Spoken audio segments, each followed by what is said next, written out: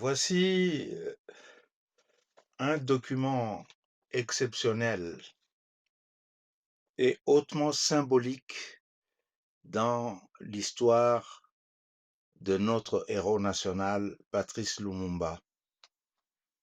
Au moment où il allait être supplicié, il a pu, pressentant ce qui arrivait, adresser une dernière lettre à sa femme, à sa chère femme, sa compagne de toute sa vie, Pauline. Et c'est cette lettre que je vais vous lire.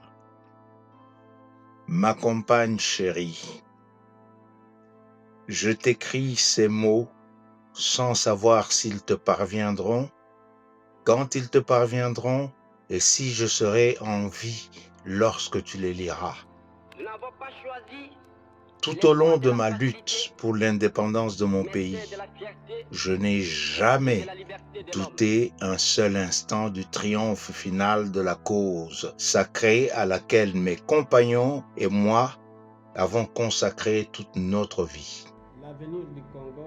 Mais ce que nous voulions pour notre pays, son droit à une vie honorable, à une dignité sans tache, à une indépendance sans restriction, le colonialisme belge et ses alliés occidentaux qui ont trouvé des soutiens directs et indirects, délibérés et non délibérés parmi certains hauts fonctionnaires des Nations Unies.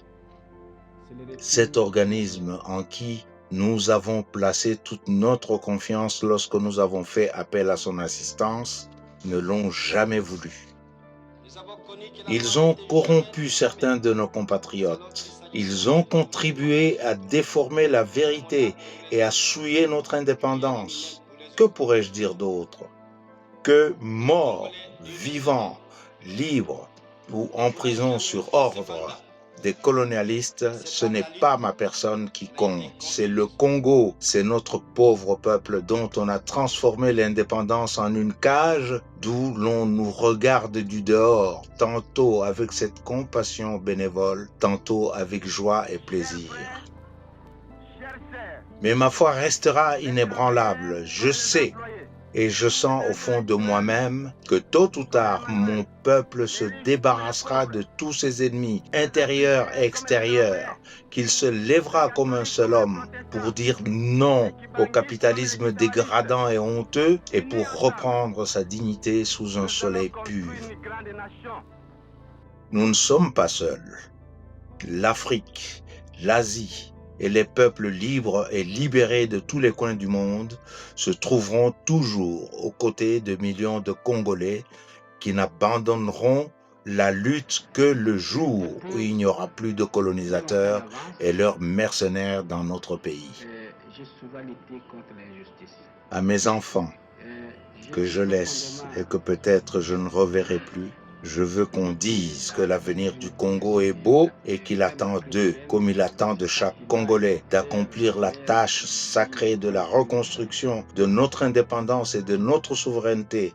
Car sans dignité, il n'y a pas de liberté, sans justice, il n'y a pas de dignité, et sans indépendance, il n'y a pas d'homme libre. Ni brutalité, ni sévices, ni torture ne m'ont jamais amené à demander la grâce, car je préfère mourir la tête haute, la foi inébranlable et la confiance profonde dans la destinée de mon pays, plutôt que de vivre dans la soumission et le mépris des principes sacrés.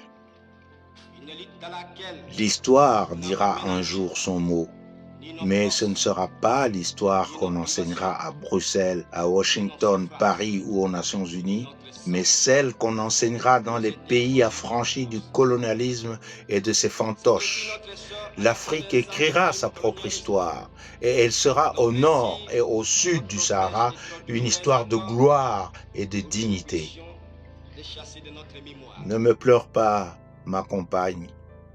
Moi, je sais que mon pays qui souffre tant saura défendre son indépendance et sa liberté.